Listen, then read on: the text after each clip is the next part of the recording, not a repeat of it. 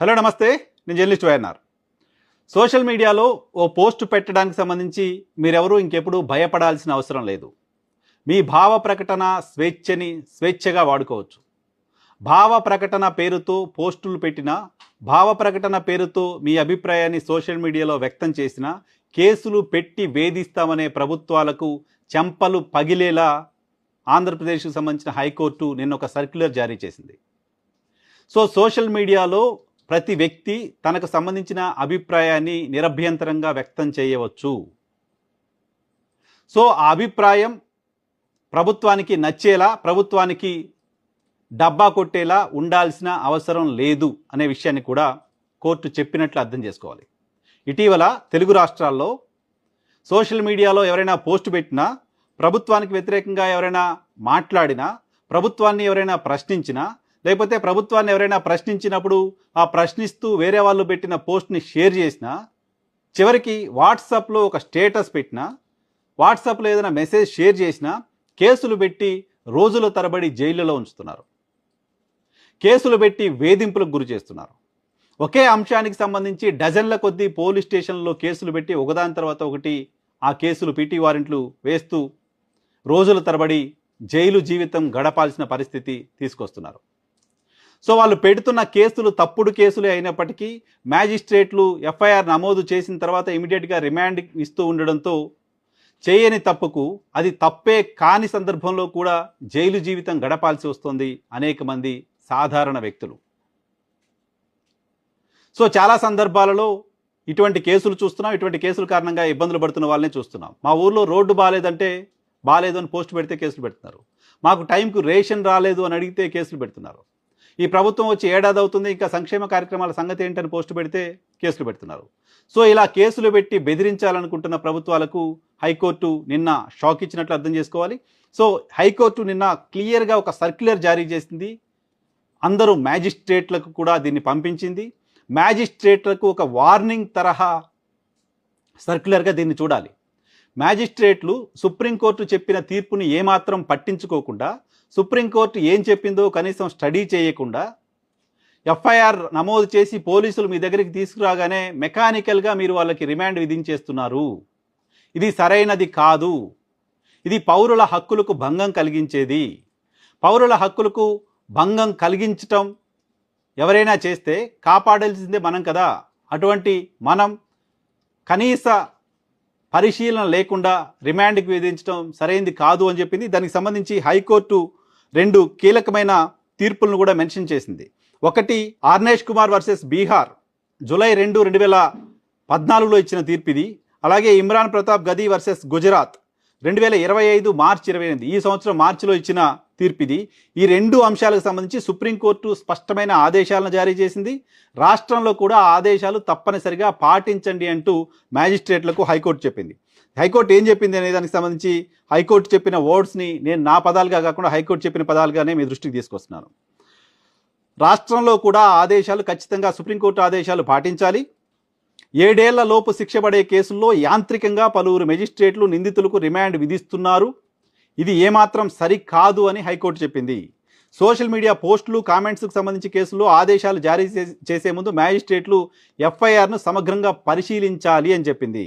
Case నమోదు చేసే ముందు పోలీసులు చట్టబద్ధంగా వ్యవహరించారా లేదా అనే అంశాన్ని కూడా చూడాలని హైకోర్టు చెప్పింది. దాంతోపాటు ఈ కేసుల్లో ఎఫ్ఐఆర్ నమోదుకు ముందు పోలీసులు డెప్యూటీ సూపరింటెండెంట్ ఆఫ్ పోలీస్ అనుమతి తీసుకున్నారా లేదా ఎఫ్ఐఆర్ నమోదు చేయడానికి ముందు అనేది కూడా గమనించండి అని చెప్పింది. దాంతోపాటు బిఎన్ఎస్ సెక్షన్ 173/3 ప్రకారం ప్రాథమికంగా దర్యాప్తు చేయాల్సి ఉంటుంది. ప్రైమరీ ఎంక్వైరీ జరిగిందా లేదా, ఆ ప్రైమరీ ఎంక్వైరీని 14 రోజుల్లో పూర్తి చేయాల్సి ఉంటుంది. అలా పూర్తి చేశారా లేదా కూడా మ్యాజిస్ట్రేట్లు గమనించాలనే విషయాన్ని హైకోర్టు చెప్పింది. అలాగే సోషల్ మీడియా కేసుల విచారణలో సుప్రీంకోర్టు ఇచ్చిన ఆదేశాలు ఖచ్చితంగా పాటించాలి. నిందితుడు పదే ఆ పని చేశాడా, ఏదైతే అఫెన్స్ నిందితుడు చేశారని పోలీసులు మీ దగ్గర తీసుకొచ్చారో ఆ నిందితుడు పదే ఆ పని చేశాడా, లేదా బెయిల్ ఇస్తే సాక్ష్యాధారాలను చెరిపివేసే అవకాశం ఉందా, అటువంటి ప్రయత్నం చేస్తాడా, నిందితుడిని ఇంకా విచారణ కోసం కస్టడీకి ఇవ్వాల్సిన అవసరం ఉందా అన్నది సమగ్రంగా 1కి 4-5 సార్లు బేరీజు వేసుకోవాలని కూడా హైకోర్టు స్పష్టం చేసింది. ఏకపక్షంగా చట్టాన్ని ఉల్లంఘిస్తే ఉపేక్షించబోము అని తేల్చి చెప్పింది. ఈ విషయంలో మ్యాజిస్ట్రేట్లు చట్టపరంగా వ్యవహరించాలి, చట్టాన్ని మ్యాజిస్ట్రేట్లు ఉల్లంఘిస్తే కూడా తీవ్రంగా పరిగణిస్తామనే విషయాన్ని కోర్టు చెప్పింది. అంతేకాదు అటువంటి మ్యాజిస్ట్రేట్లపైన శాఖాపరమైన చర్యలు తీసుకుంటామనే విషయాన్ని కూడా హైకోర్టు చెప్పింది. సో మ్యాజిస్ట్రేట్లు చాలా సందర్భాలలో పోలీసులు ఎఫ్ఐఆర్ నమోదు చేసి తీసుకురాగానే బై డిఫాల్ట్ వాళ్ళకి 14 days రిమాండ్ ఇచ్చేస్తున్నారు. మనం ఎక్కడైనా మ్యాజిస్ట్రేట్లు రిమాండ్ తిరస్కరించారు అనేది ఎప్పుడో 6 నెలలకు 3 నెలలకు ఒక చిన్న వార్తగా చూస్తున్నాం తప్ప ఎవరైనా వచ్చారంటే టక్కున రిమాండ్కి ఇచ్చేస్తూ ఉన్నారు. జగన్మోహన్ రెడ్డి పైన ఇటీవల నమోదైన ఎఫ్ఐఆర్ఏ తప్పు అని హైకోర్టు తీర్పు చెప్పింది. సో అలాగే కొమ్మినేని శ్రీనివాసరావు జర్నలిస్ట్ పైన నమోదైన ఎఫ్ఐఆర్ అంశానికి సంబంధించి సాక్షాత్తు సుప్రీంకోర్టు చేసిన కామెంట్స్ కూడా మన కళ్ళ ముందు ఉన్నాయి. ఈ 2 కేసులు మనం చూసాం, కానీ సాక్షాత్తు హైకోర్టు ఎఫ్ఐఆర్ దశలోనే జోక్యం చేసుకుని ఎఫ్ఐఆర్లో ఉన్న లోపాలని గుర్తించి ప్రశ్నించింది పోలీసులను. అంటే ప్రతి కేసు హైకోర్టు దాకా వెళ్ళే పరిస్థితి లేదు. కొన్ని వందల కేసులు తెలుగు రాష్ట్రాల్లో నమోదవుతున్నాయి. సోషల్ మీడియాలో పనిచేస్తున్న కార్యకర్తలపైన కావచ్చు, సోషల్ మీడియాలో పార్టీలకు సంబంధం లేకుండా పెట్టిన ఎవరైనా పోస్టులు పెట్టినా షేర్లు చేసినా వాళ్ళపైన కావచ్చు. సో ఆ స్థాయిలో మానిటర్ చేస్తూ ప్రజల అభిప్రాయాన్ని ట్యాంపర్ చేయాలనో, ప్రజల అభిప్రాయాన్ని తొక్కేయాలనో, ప్రజల్ని భయపెట్టడం ద్వారా ప్రభుత్వం గురించి ఎవరు ప్రశ్నించకుండా ఉండేలా చూడాలనో ప్రభుత్వాలు అనుకుంటే, అటువంటి ప్రయత్నాలని పోలీసులను ఉపయోగించి ప్రభుత్వాలు చేస్తుంటే, పోలీసులు చేస్తున్న అటువంటి చట్ట విరుద్ధమైన కార్యక్రమాలకు మ్యాజిస్ట్రేట్లు సహకరిస్తున్నారు లాంటి ఇంప్రెషన్ కలుగుతోంది. సో కనీసం సుప్రీంకోర్టు మార్గదర్శకాల ప్రకారం మనం ఎలా బిహేవ్ చేయాలి, దీంట్లో ప్రాథమికంగా విచారణ జరిగిందా లేదా, ఏం జరిగిందో కనీసం తెలుసుకునే ఓపిక తీరిక కూడా లేకుండా పోతోంది అనే దానికి సంబంధించి రిటర్న్గా రాతపూర్వకంగా హైకోర్టు కొన్ని మార్గదర్శకాలు ఇచ్చింది. వీటిని పాటించకపోతే మ్యాజిస్ట్రేట్లపైన చర్యలు తీసుకుంటాం, శాఖాపరమైన చర్యలు కూడా వెనకాడబోబో అనే విషయాన్ని చెప్పింది.